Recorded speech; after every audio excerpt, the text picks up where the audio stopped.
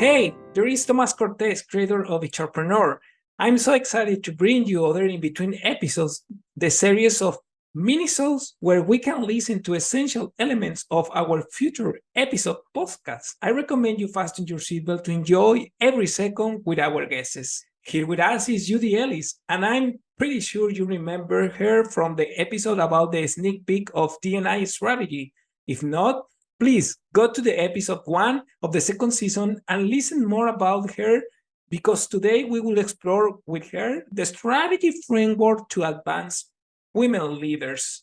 Please, could you delight us with this exciting topic? How women can advance in their career with this strategic framework that you have been talking in different forums? Yes, Tomas, thank you. It's a big question because there's really no easy answer for women who aspire to the highest levels. Because frankly, the culture of business has been slow to fully embrace female executives. But according to research from Catalyst, an organization that studies women in leadership, of 500 organizations in the S&P, 45% of employees are women, but just 37% of mid-level managers and 27% of senior managers are women. But it shows also that if they stay on the management path for many years and don't get pushed out or leave at every stage, they have a much more significant opportunity to get to the C-suite level. So staying with the company is one of the factors that's proven for success. And building your reputation and skills is really important key to getting to the executive suite. So there are a few things that we have identified in the research and a particular book I'll recommend later about some of the limiting factors that women have both internally as well as some external things that can limit their success. Yeah, definitely. Yeah, I'm so interested, and I suppose that our audience is so interested to listen to these factors. One of the first one that I really like, Jennifer McCollum outlines in her book called In Her Own Voice, is internal bias. And it's really the bias that we as women can have about ourselves.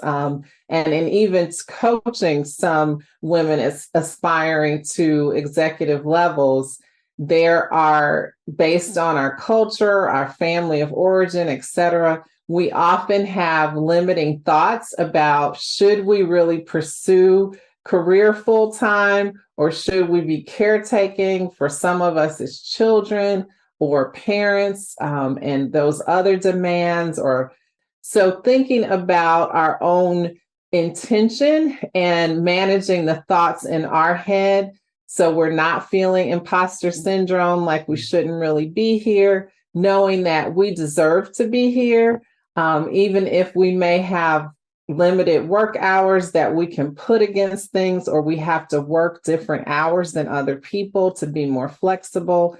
All those kinds of things should make us still feel empowered and that we can succeed. So don't limit ourselves by feeling that this isn't really the opportunity for us. And that can impact women as well when we may not be sure, do I really want to advance? Will the hours be too difficult for me to manage if I move ahead? One of the women I met through my engagement with Techno Monterey, one of the things she was thinking about was, do I really want to stay in this lane in academia, or do I want to take some of the professional business opportunities that are afforded to me? But it might mean leaving my family for a month or two to pursue some of these research opportunities.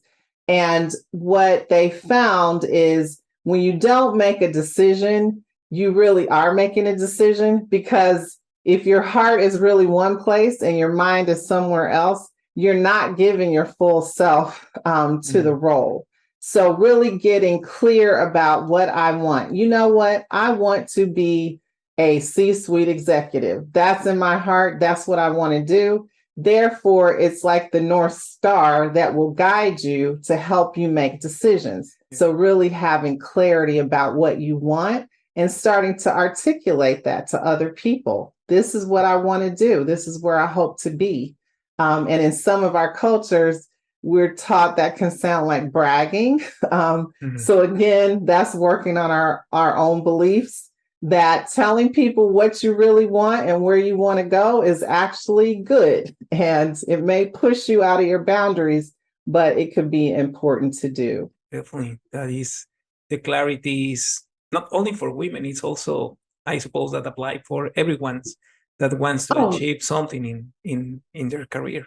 Definitely. And while these things are targeted for women, the principles apply to everyone. It's just that often as women, we may not put as much focus here. I don't know if men are better able to compartmentalize and be more focused, but sometimes there are ways that we are socialized not to speak up as much, not to be as clear about what we want from our careers. So those kind of things definitely impact everyone.